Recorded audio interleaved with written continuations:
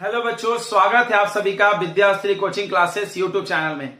तो आज के इस लेक्चर में हम लोग पढ़ने वाले हैं एक नया चैप्टर फिजिक्स का, जो कि बहुत इंपॉर्टेंट चैप्टर है, human I and colourful world. Mostly ये चैप्टर बहुत थ्योरेटिकल है, बस दो न्यूमेरिकल पढ़ाए जाते हैं। तो चलिए आज के इस टॉपिक में हम लोग पढ़ेंगे ह्यूमन आई के बारे में। आंख तो सभी लोग जानते होंगे, ह्यूमन आई, आंख सभी के बारे में। तो आई क्या है? आई एक सेंसिटिव ऑर्गन है विच कॉजेज विजन, जो आपको चीजों को दिखाता है। तो हमारा आंख है वो लगभग गोल होता है। इसके आंख के अंदर आप देखोगे तो आई बॉल होता है।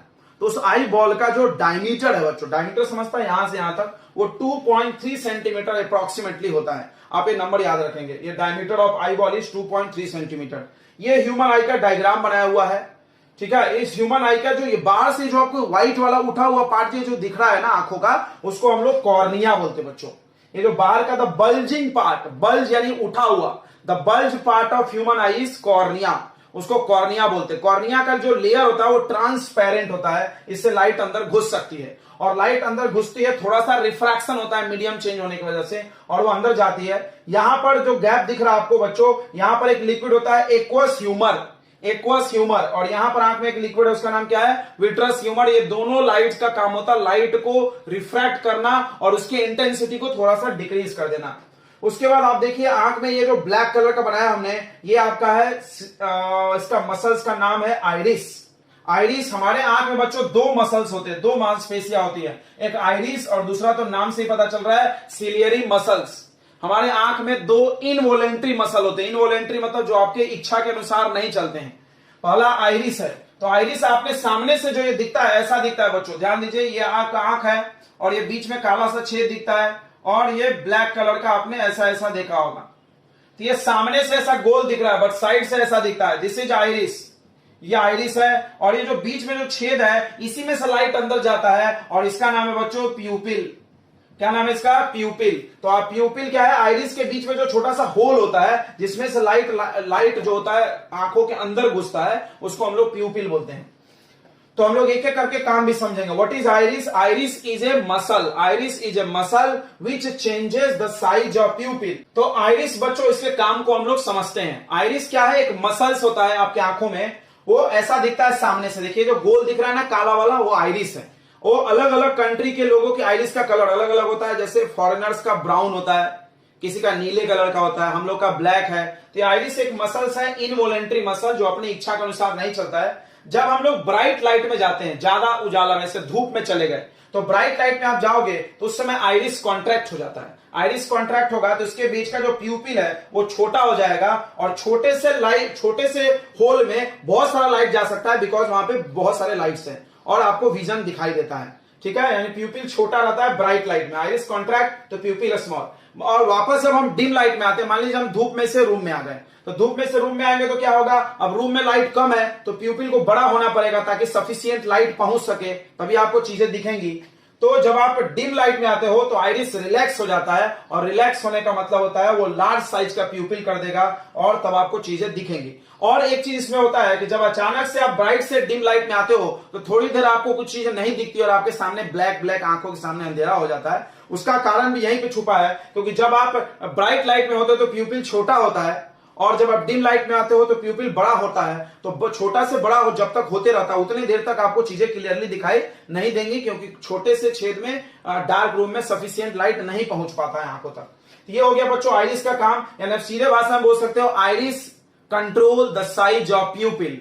ध्यान से रखेंगे, आइरिस किसको कंट्रोल करता है? प्यूपिल को। आइरिस किसको कंट्रोल करता है? प्यूपिल को। यहां देखिए आइरिस रिलैक्स हो रहा तो बड़ा प्यूपिल, आइरिस कॉन्ट्रैक्ट हो रहा तो छोटा प्यूपिल। Iris control the size of प्यूपिल, यही लिखेंगे आप आइरिस का फंक्शन पूछा जाए तो। अब आते हैं प्यूपिल के फंक्शन पे। तो प्यूपिल का फंक्शन क्या है बच्चों? तो प्यूपिल में आप लिखेगा it is a small hole present between iris. Iris के बीच में छोटा सा होल होता है। इट कंट्रोल, फंक्शन सुनेंगे, it control the amount of light entering to the आई।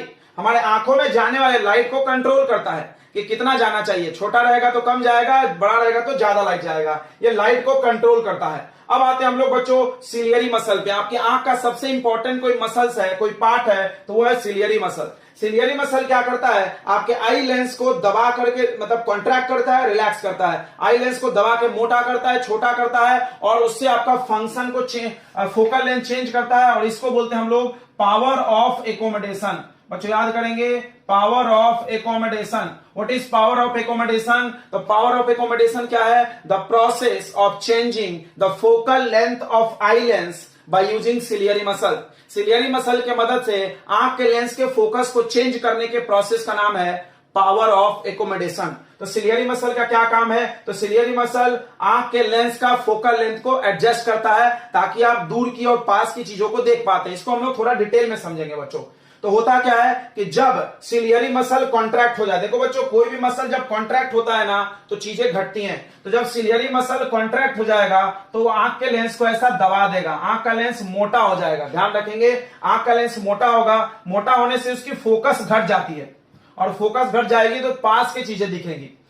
और जब वो रिलैक्स करता है तो आपका आंख का लेंस पतला हो जाता है, और पतला होने से इसकी फोकस क्या होती है, बढ़ जाती है, जिससे आपको दूर की चीजें दिखती है। फिर से समझेंगे, कॉन्ट्रैक्ट, जब आप पास की चीजें देखते हो तो सिलियरी मसल कॉन्ट्रैक्ट होता है, और जैसे जैसे दूर देखते हो तो सिलियरी मसल क्या होता है, रिलैक्स।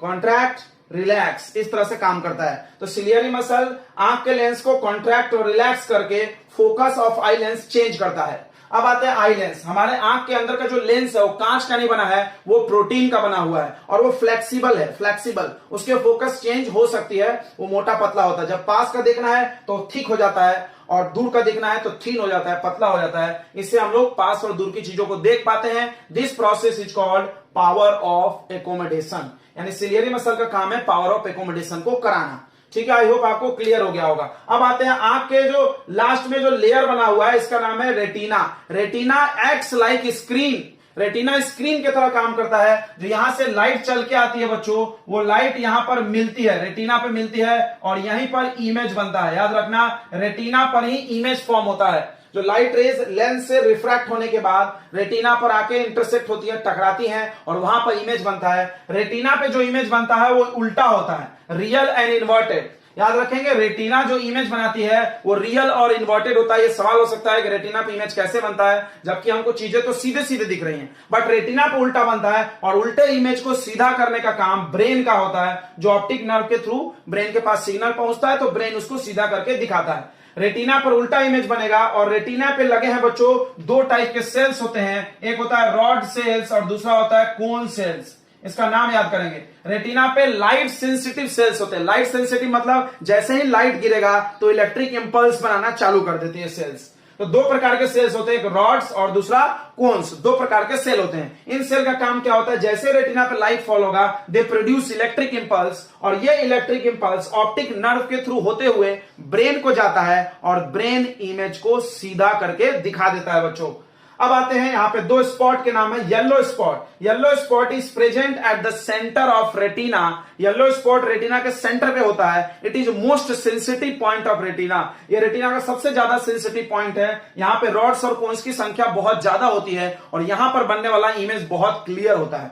वही एक और पॉइंट है ब्लाइंड स्पॉट। ये पॉइंट वहां पे है, the point where optic nerve join with retina. ऐसा पॉइंट जहां पे ऑप्टिक नर्व रेटिना से ज्वाइन होता है, उस पॉइंट का नाम है ब्लाइंड स्पॉट। जैसा कि इसका नाम ब्लाइंड है, तो यहां पर अगर इमेज बनेगा तो आपको दिखाई नहीं देगी।